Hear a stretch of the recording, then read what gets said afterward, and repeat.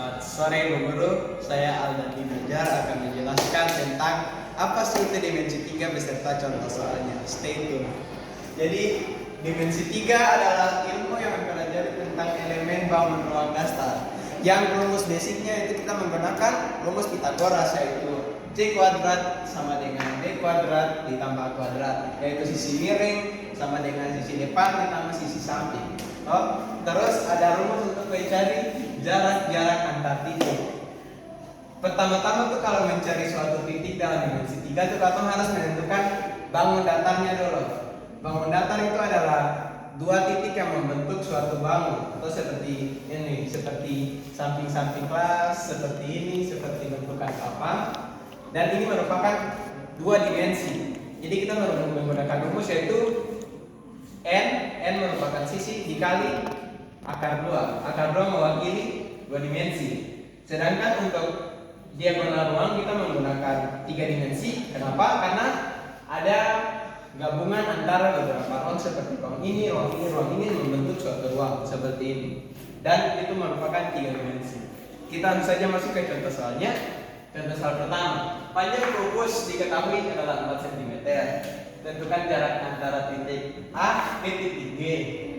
Maka kita menggunakan rumus awal ini, yaitu rumus Pitagoras, yaitu AG kuadrat sama dengan A CG kuadrat tambah AC kuadrat. Tapi di sini saya langsung tulis AG dan akar kuadratnya kita masukkan ke akar seperti ini, lalu menghasilkan 4 kuadrat tambah 4 akar 2 dikuadratkan. Kenapa 4 akar 2? Karena dari sini ke sini tuh merupakan bangun datar seperti ini.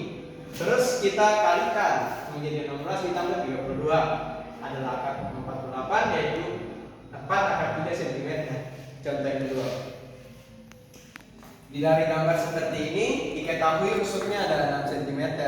Berapa panjang titik H ke O dari titik ujung ini sampai ke bawah sini? Yaitu kita pertama cari titik AC-nya dulu. Titik AC-nya dari ujung situ sampai ke ujung sana merupakan bangun datar, yaitu AC kuadrat sama dengan AH kuadrat, nilainya sama, itu 6 akar 2. Nilai AO-nya antara A sampai O. Ini kan panjang rusuknya 6 cm.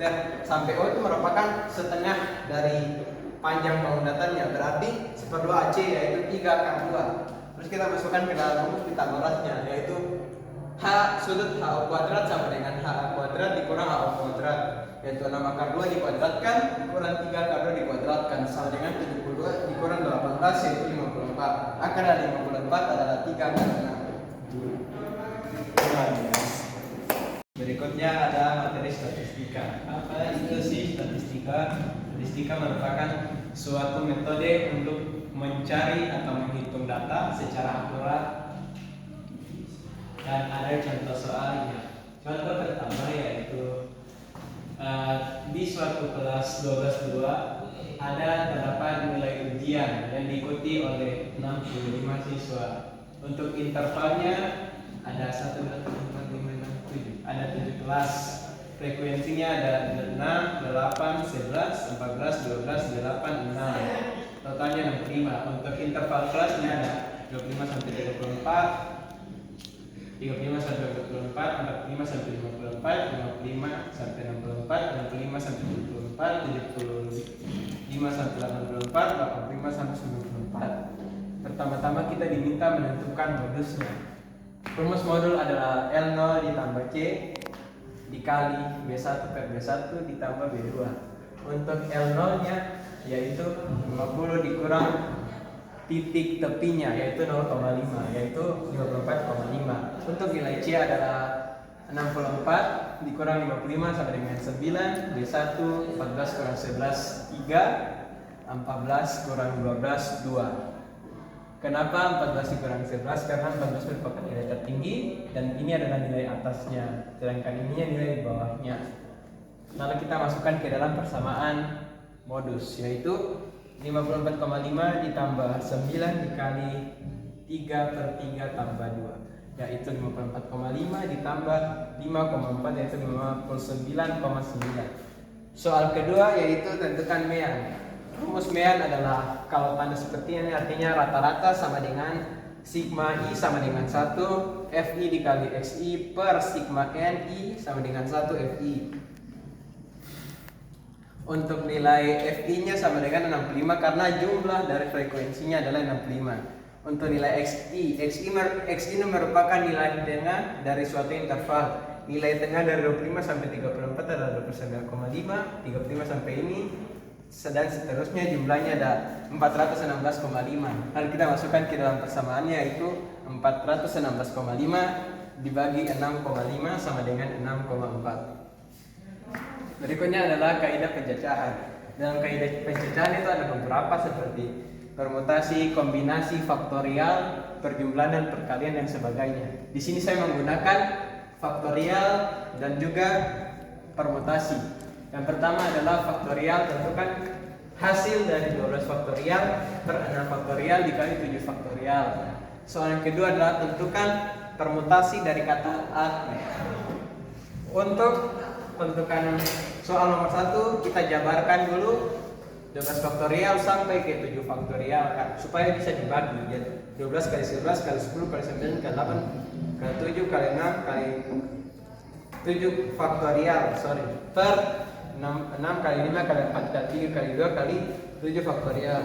Lalu kita potong semua, tersisa 11 dikali 2 dikali 2 dikali 3 dikali 3 kali 3 9, 9 kali 4 36 kali 11 adalah 356. Terus untuk soal kedua, tentukan nilai dari kata aku. Jumlah dari kata aku ini ada 3.